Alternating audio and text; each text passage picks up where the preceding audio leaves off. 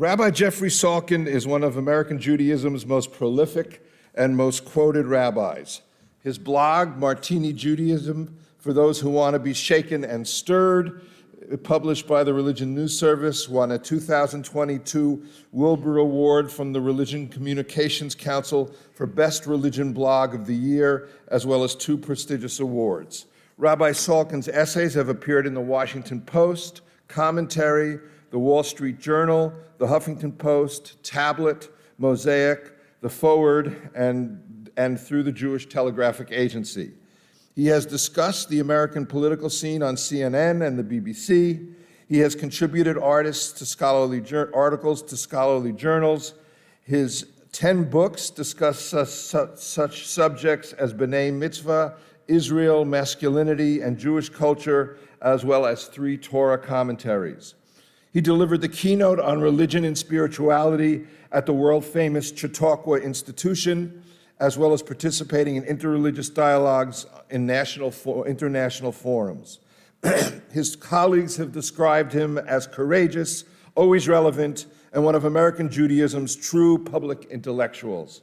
His new book on the future of liberal Judaism will be published this autumn. His previous books are all available on Amazon.com. Rabbi Salkin serves as the rabbi of Temple Israel in West Palm Beach, Florida, and his hobbies include music, movies, bicycling, and consuming vast quantities of coffee. And I've known Rabbi Salkin for over 50 years. In fact, I first met him when I was his counselor at Eisner Camp in Great Barrington, Massachusetts, many, many years ago. He's a little younger than I am, not much. I dare say Jeff's a very close friend. He married my wife and I, and has been involved in several family events, and it's my great pleasure to introduce Rabbi Jeff Salkin. Thank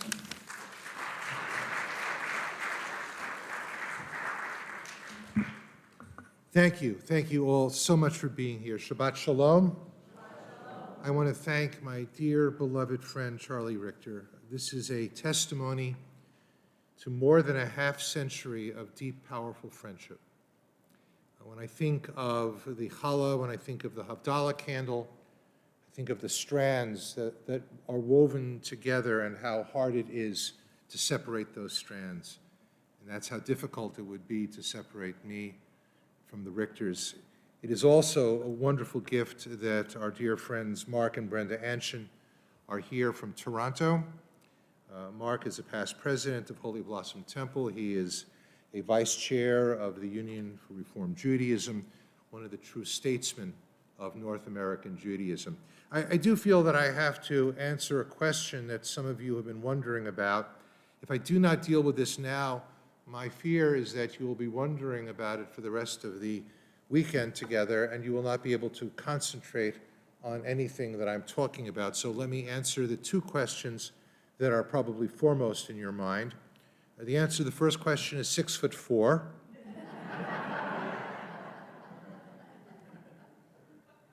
The answer to the second question is no. The second question, of course, is, did you play basketball? I had a basketball coach in high school who saw my long, lanky legs and said, Salkin, I would like you to be on the basketball team. And I said to him, oh, no, sir. No, I want to become a Reform rabbi. I want to write books and articles, be a pundit, think out loud. And he said, come on, Salkin, with legs like yours, you should be playing basketball.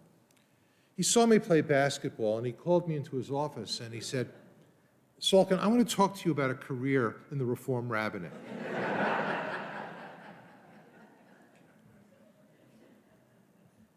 There's laughter in this sanctuary, and that's appropriate because we are now coming to the season of deep laughter. On Sunday, I will need to get back hurriedly because on Monday evening, we have Purim. And I want to open by saying a few words on this Shabbat Zachor, this Shabbat of memory, this Shabbat that immediately precedes the festival of Purim. Our tradition is not quite clear what Megillat Esther really is. Is it a Megillah? Is it a scroll? Is it a sefer? Is it a book? But there is a passage in the Talmud that says that Esther herself refused to call her literary production a Megillah or a sefer, a scroll or a book. She said, it is an igeret. An igeret is a sophisticated Hebrew word for an open letter to a community. What would be called in the Christian tradition an epistle, which only sounds like a Yiddish word. The igeret is a well-known Jewish art form as well. Maimonides sent several communal letters to communities under siege and going through great tsuris. Hold that, please.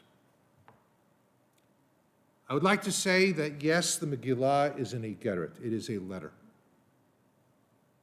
It's an open letter to the Jews of every generation. And in this talk, which is called, Is There a Hyphen in Antisemitism?, I want to explain to you this open letter and what it really means. The most devastating passage in Megillat Esther is the one that speaks of the communal dismay of the Jews of Shushan. They cannot believe what is happening. Why should they believe it? The Jews of Persia were as assimilated as any Jewish community had ever been and would ever be. The heroine of the story, Esther, takes her name from the Persian goddess Ishtar. The hero, Mordecai, takes his name from the Persian god Marduk. Those are the functional equivalents of Christine and Christopher. The Jews of Shushan were very comfortable. And then it all ended. I would say in a New York minute, but really in a Shushan second. We are living today in Shushan.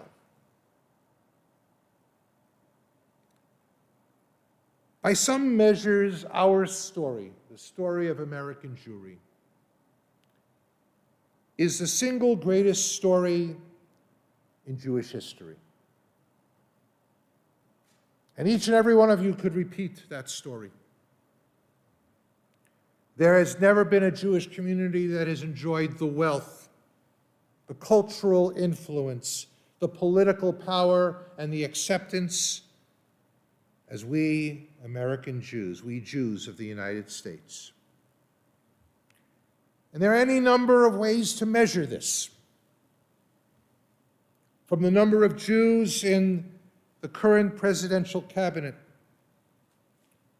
to the fact that I can use the word schlep or chutzpah with Gentiles and not need to translate, to the fact that their Jewish identity would never bar our children and grandchildren from a university or from a profession, to the fact that polls say that Jews are the most admired religious group in the United States, to the fact that we are the most successful immigrant group in America. We are the envy of every immigrant group. I live in West Palm Beach. I live on the West Bank of the Intercoastal. And I say to our religious school kids, look out the windows of our synagogue. Look across the water to Palm Beach. which as recently as 10 or 15 years ago was a theme park of anti-Semitism, and today has an Orthodox synagogue that seems to be growing every week. There is nowhere in America where Jews cannot live, though there may be places in America where Jews would not live. We are the luckiest Jews in history. How many of you would agree?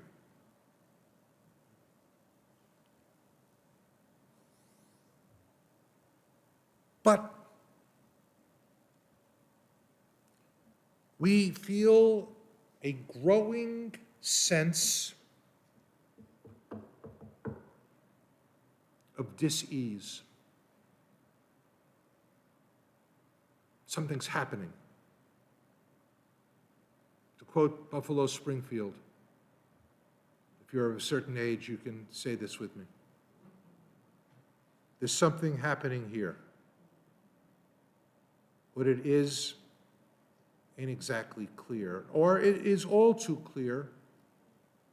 70% of Americans endorse the belief that Jews stick together more than other Americans.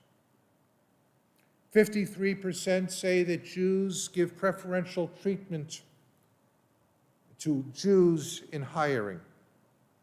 39% believe that American Jews are more loyal to Israel than they are to the United States.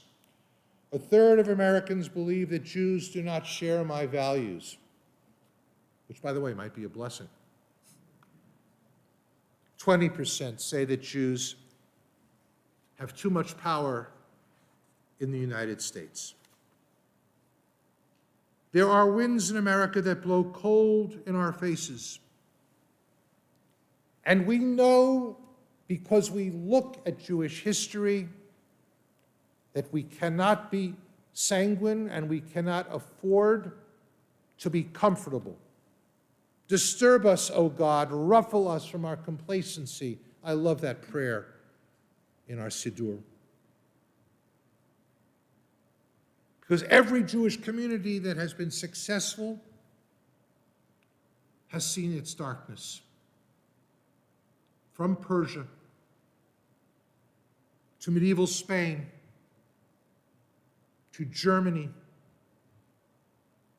If there is one thing that Jewish history has said to us over and over again, it is that our successes do not last forever and they do not protect us. Is there a hyphen in anti-Semitism? According to Microsoft Word, no. It stopped auto-correcting anti-Semitism when I left the hyphen out.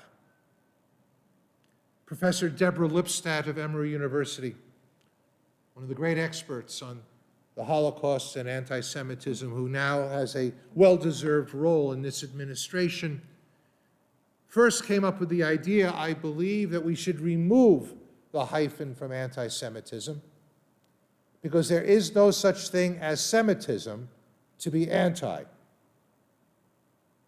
There really is no such thing as a Semite. There are Semitic languages, Hebrew, Arabic, Aramaic. There really are no Semitic peoples.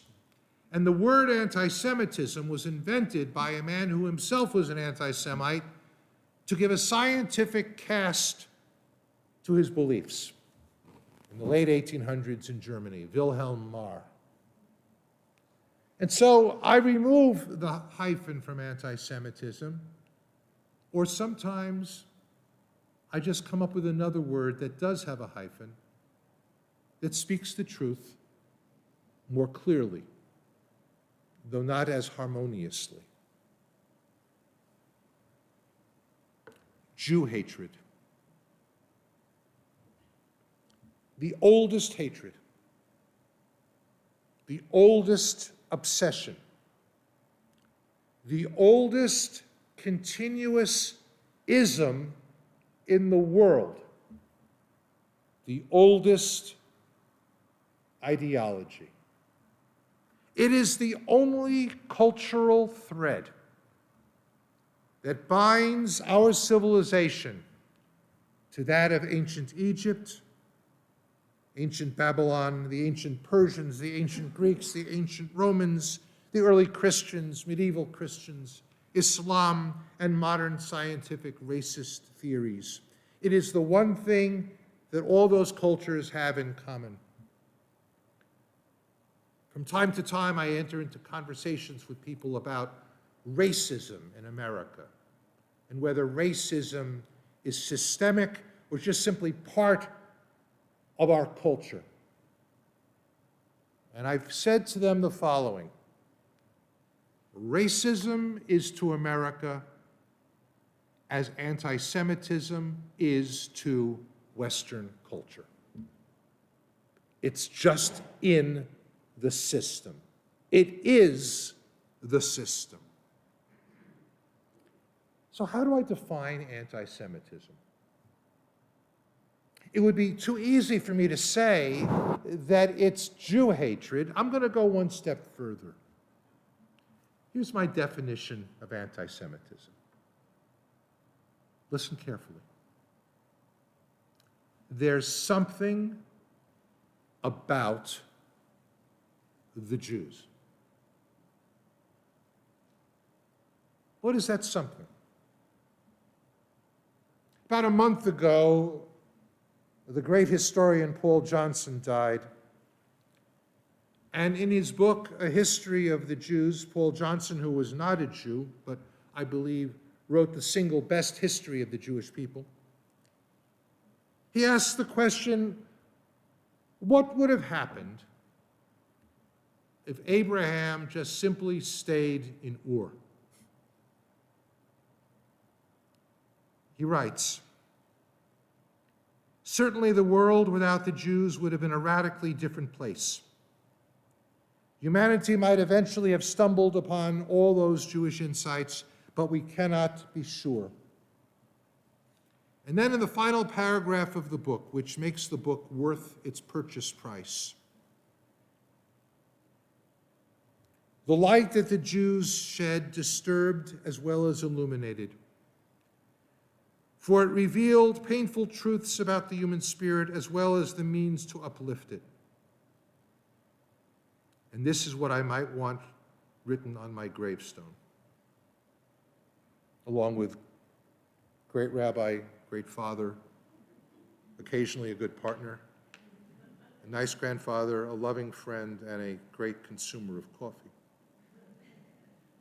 The Jews have been great truth tellers, and that is one reason they have been so much hated.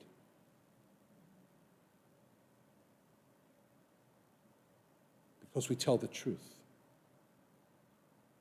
We tell the truth about the world. And on Sunday morning, you're going to hear me say, reflecting on the current events in the state of Israel, we are really good at telling the truth about ourselves. So what do we do? How do we fix this? Number one, how many of you used to smoke cigarettes?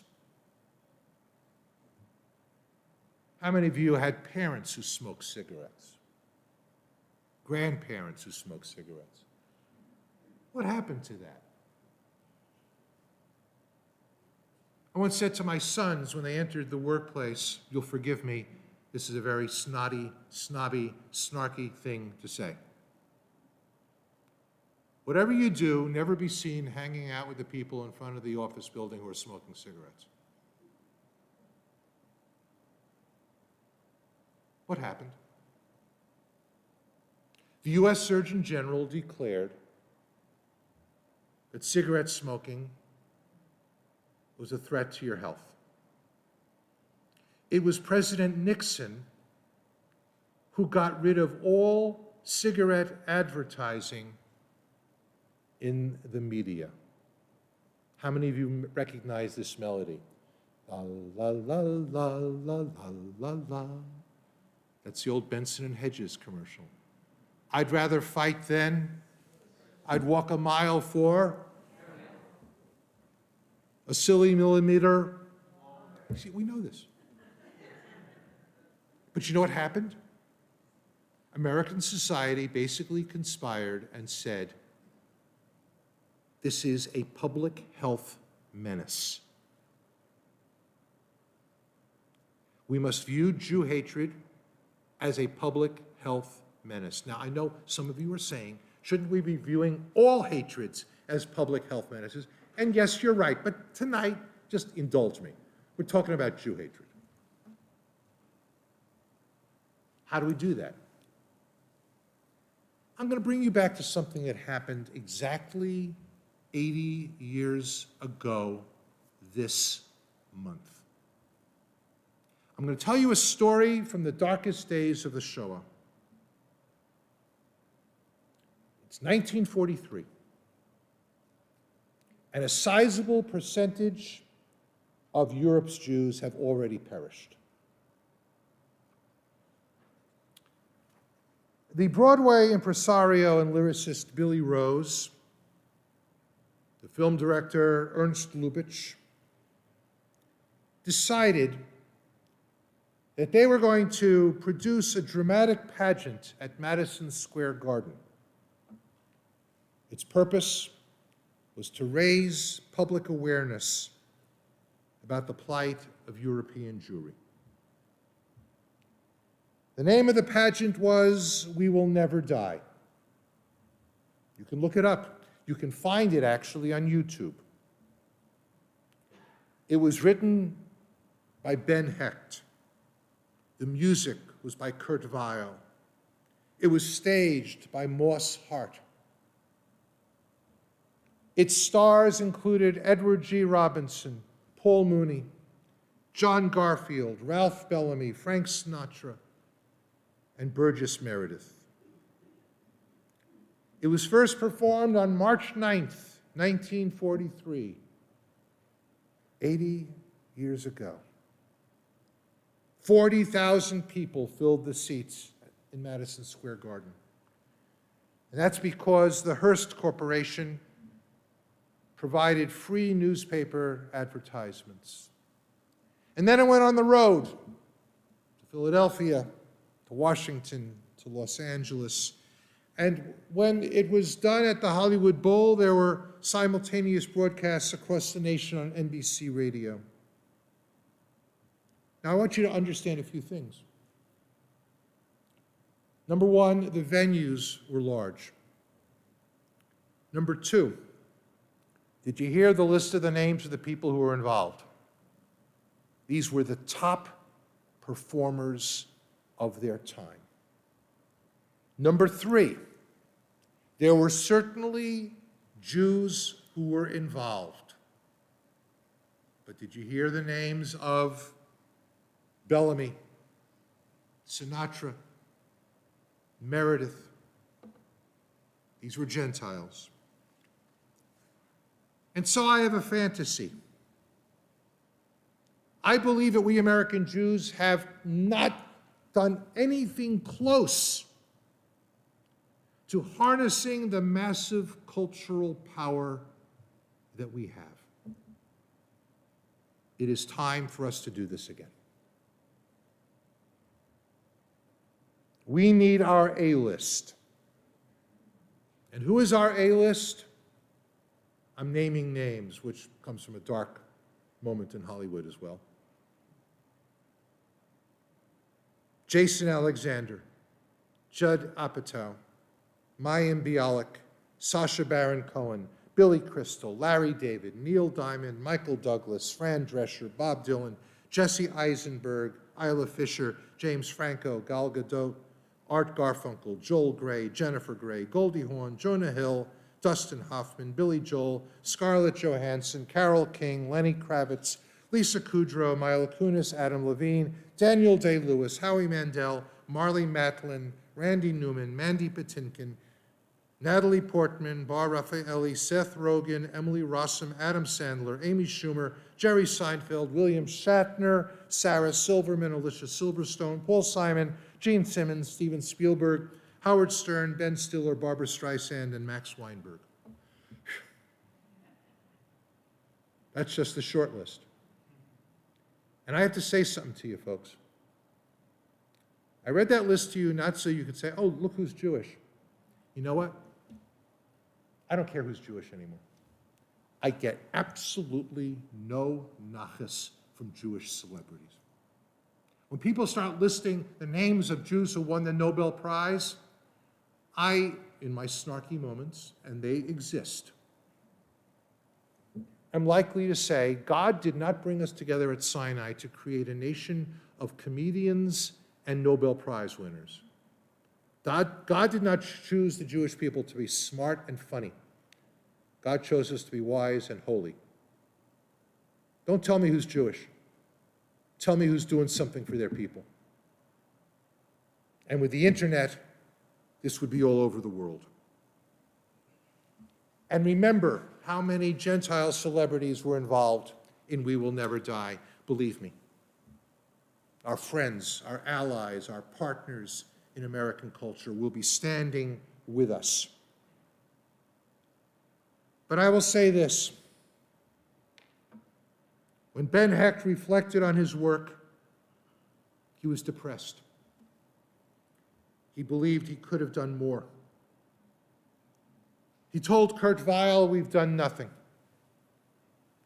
All we did was we made a lot of Jews cry, which in our day, he said, is not a unique accomplishment.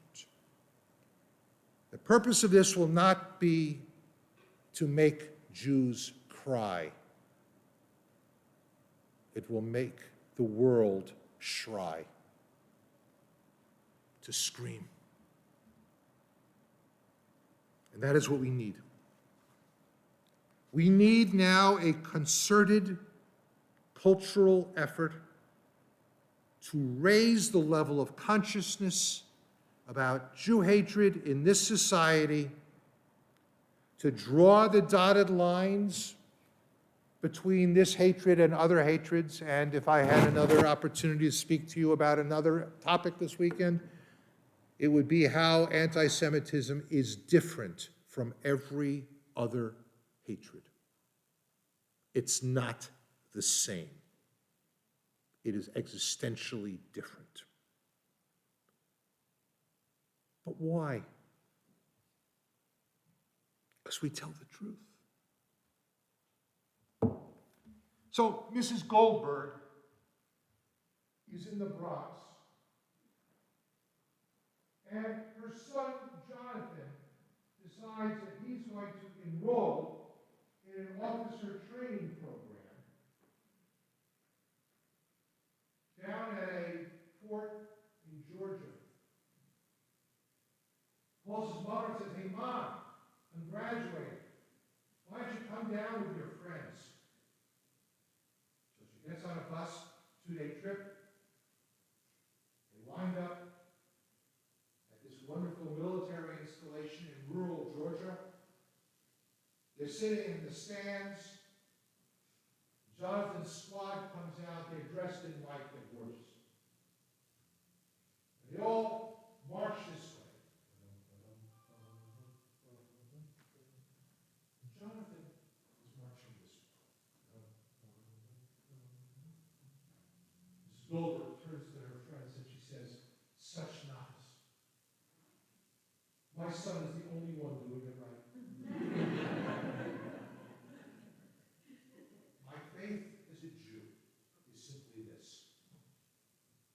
When the world is marching this way, and some would say into the abyss,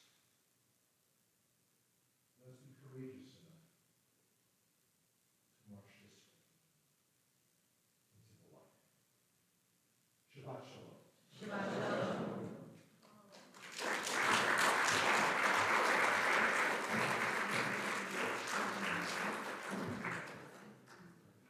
Do we have time for questions and comments? A little bit. Let's take Questions. My questions are defined as statements that have a question mark and no alternate speeches. I'll be with you all weekend. You can hang out. You can ask me anything you want about this anyway. Questions about what I said? Yes? You said to walk this way and that way. The point is, the question is, what have you done to help your generation of children growing up, and then to help them to raise their children to grow up in this world? What have I done? Individually, or what to do? I can show you my resume. I am retired in July. A lot of people don't want to start raising their children way back when, and then they have their children today. Look, the question is, what have I done? What should we do? We have to talk to our kids about this, but, thank you, here's the big thing. My dear friends, fear and consciousness of Jew hatred is a very thin rule. It's not enough. It's not enough. We're coming to Purim. A month from Purim is to the day. Check this out. Two holidays that are adjacent to each other that both start with the letter Peh. And the Hebrew word Peh means mouth. Both Purim and Pesach are about what we do with our mouths, which is not just eating. They're about two stories that we tell. You got this? The lesson of Purim is they're out to get us, be vigilant. The lesson of Pesach is remember to not oppress the stranger because we were strangers in Egypt. You got that? Some people are Purim Jews, some people are Pesach Jews. For many of us, it depends on the day. It's not enough to be a Purim Jew. You hear what I'm saying? You got to be a Pesach Jew as well. Very good. Yes, sir. Why would what you suggest work today when it didn't work during World War II, when maybe things were tighter within the community? And I'll leave it at that. That's a very good question. Why would it work today when it didn't work back then? It would take a couple of hours for me to fully analyze for you how different the American Jewish community is today in terms of our level of success and presence as compared to 80 years ago. There is no comparison. People say, why weren't we effective during the Shoah? What happened to the American Jewish community? And that's because we are afflicted with the illness of presentism. We think of the ADL, we think of the American Jewish Committee, American Jewish Congress, the Federation System. While those organizations existed 80 years ago, they were nowhere what they were today. There was still massive anti-Semitism in America.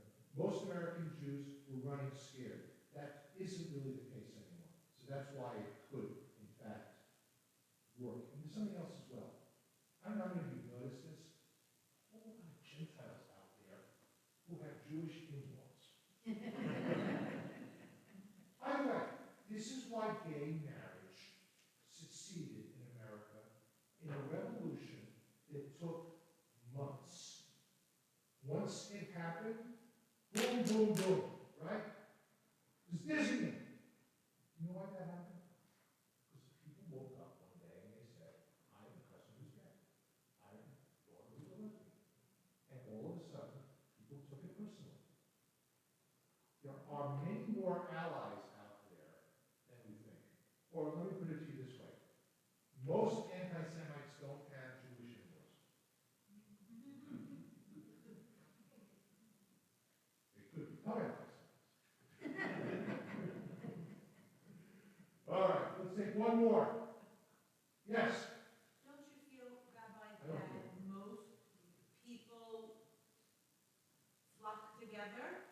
So you made a comment on how we tend to all live in our microcosm, but I have found personally that that's common amongst most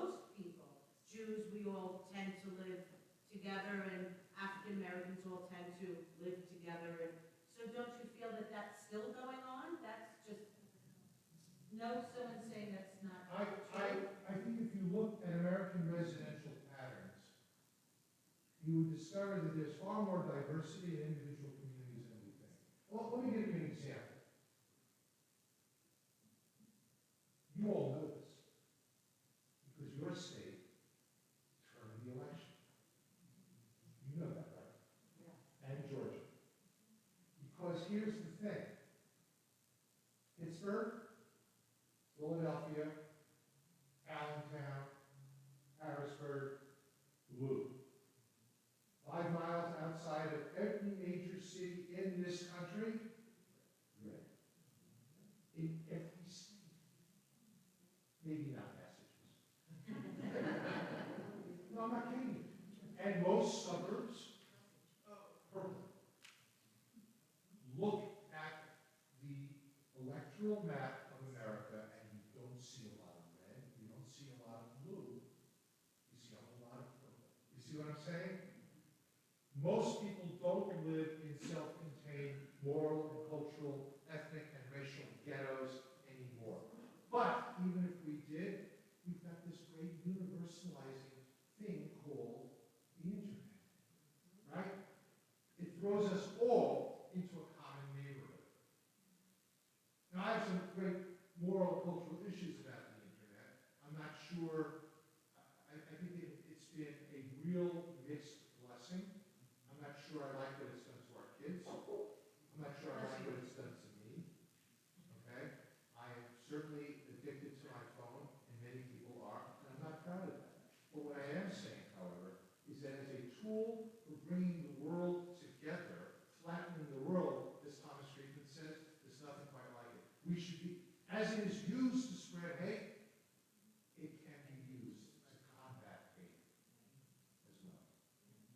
My lesson tonight, and then let's know, you all have Gentile friends, you all have Gentile neighbors, you all have Gentile relatives. Ready? They are ready and willing to be our allies. All you gotta do is ask. Shabbat Shalom, everyone.